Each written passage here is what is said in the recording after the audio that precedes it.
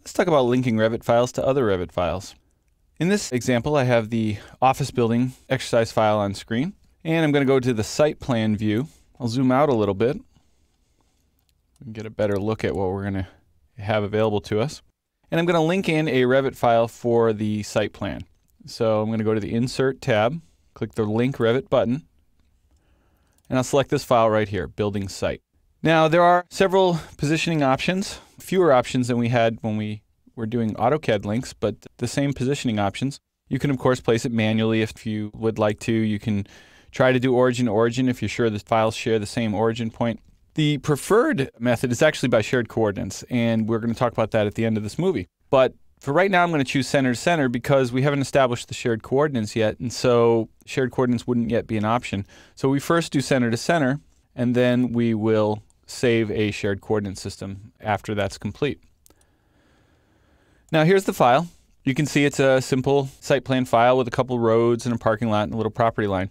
What we're going to do next is move the file into position relative to the building. Now we don't want to move the building relative to the file because we might leave some geometry behind, or we might disrupt some relationships between some of our geometry, your walls and your roofs and your grids. They're all kind of attached to one another, and we don't want to work at that funny angle anyhow. So what we want to do is we actually want to take this file and we want to move it and position it relative to our building file. So I'm going to go to Move, and I'll pick a point right here at the end of this walkway, and I will move that into position roughly at where the entrance of the building needs to go. Now, if you look carefully, you'll notice that the site plan has actually covered up the building, so it makes it a little difficult to see what we're doing. And we're also zoomed out kind of far. So let me go ahead and zoom in a little. And then as far as showing the building through, we're going to temporarily change this view to wireframe. And we can do this down here on the view control bar. The default behavior is hidden line, which is what you typically want in a floor plan view. But wireframe will reveal the model through. It allows you to see through all the 3D geometry and allows us to get a better look at what we're doing. Now I'm going to take this and actually move it slightly so we can see. There's actually a green line right here that we're going to use for lining things up. So the first thing I'll do is select on this, and I'd like to show you the Rotate tool. So here's Rotate right here. On the Modify tab, you can type RO, which is the shortcut for Rotate. And what you'll see is this little rotation control appears on screen. This is the center of your rotation. Kind of looks like a radar screen if you spin it around here. Now, you can simply type in a rotation, 20 degrees, press Enter, and it would rotate the file. But of course, it rotates around that little rotation symbol, so that probably wasn't the best choice in this case. So I'm going to undo that. What I want to do instead is select the file, click on Rotate again, and you can actually click on this little symbol and drag it. Now don't let go. If you let go, you're just moving it to wherever you let go. So you want to click and drag in all one motion, and then notice it will even object snap. So we're going to object snap to the end of the green line and then let go.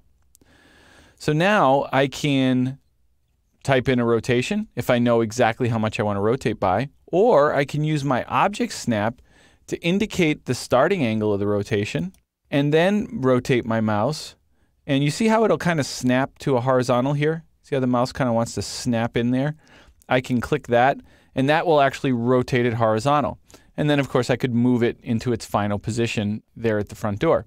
That's one option, and a good one, but I'm going to undo, and I want to show you another method that we can use to get the orientation correct, and that's the Align tool. So it's really a 6 of one, half dozen of the other proposition.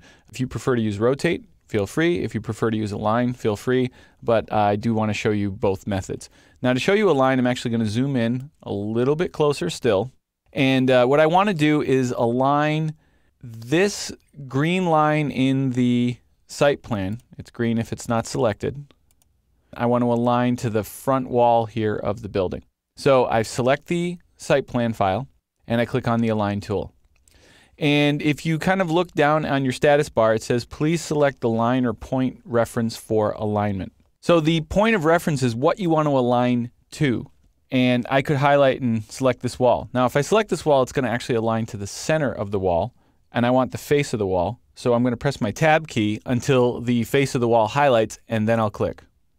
That gives me my alignment reference there on the front face of the wall. And then all I have to do is click on the green line, and that will simultaneously rotate and move the site file to match the alignment of the edge that I selected.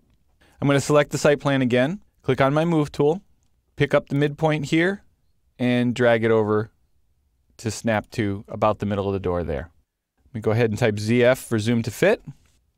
Zoom in a region a little bit closer, and you can see the result of the positioning here in plan view. But we're not quite done yet.